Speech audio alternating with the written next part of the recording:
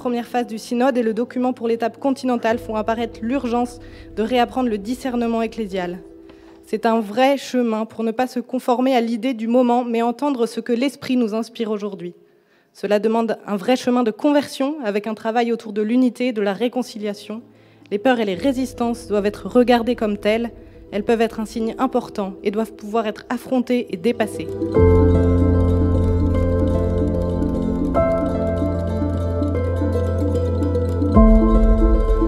On est à peu près à la moitié et on voit que les choses mûrissent lentement. Alors il n'y a pas de décision spectaculaire, mais il y a à la fois la confirmation que ce chemin synodal, il est bon, il nous apporte quelque chose.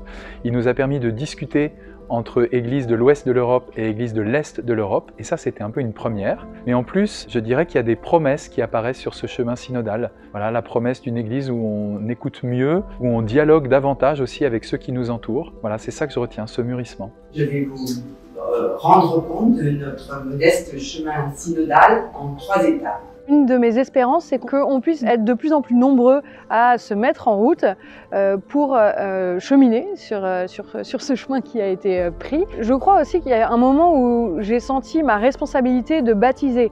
On dit souvent ça, l'Église c'est nous, quoi. C'est pas juste les prêtres, c'est pas juste les évêques. Voilà, c'est nous, les évêques et les prêtres ont besoin de tous les baptisés. C'est le fameux peuple de Dieu. Et donc qu'on sente cette responsabilité, mais en fait, qu'est-ce que je veux pour cette Église ?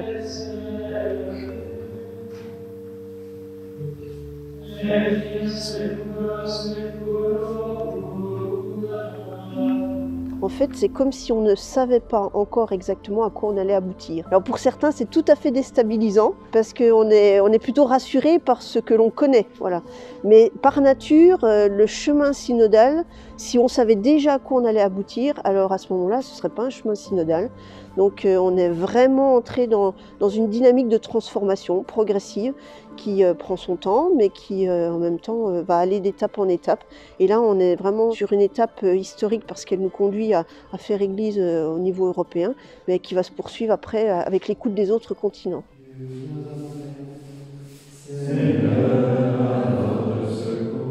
Ce qui est intéressant, c'est qu'il y a une sorte de convergence pour dire, ben voilà, si on veut à la fois lever les craintes et éviter d'aller dans toutes les directions, ben il faut un petit peu pouvoir donner une structure, des bases théologiques, en fait de redonner, parce que ça existe déjà, une méthode qui soit bien claire pour tout le monde, pour éviter de faire tout et n'importe quoi en matière de synodalité. Une réponse peut peut-être être celle d'élargir encore plus l'espace de l'attente. On a besoin d'entendre beaucoup plus, comme là aussi on l'a pu faire en France, mais des voix qu'on n'écoute pas d'habitude.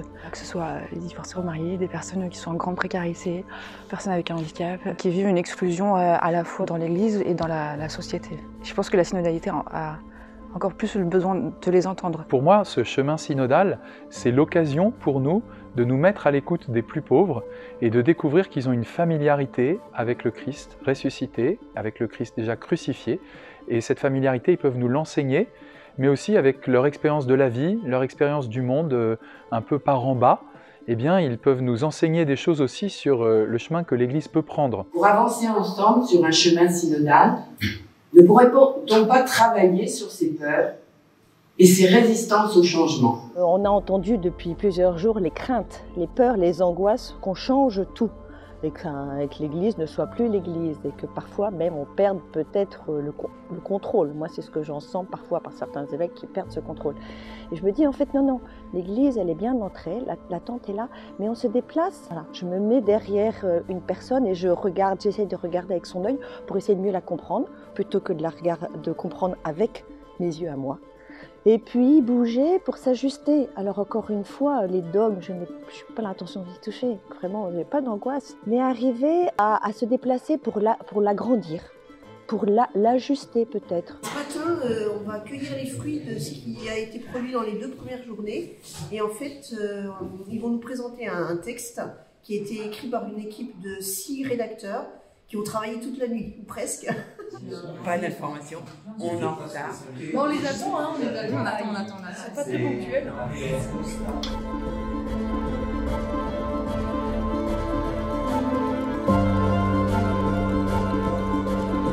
Le processus synodal est marqué par l'espérance, tout en sachant que le discernement est un chemin long et exigeant.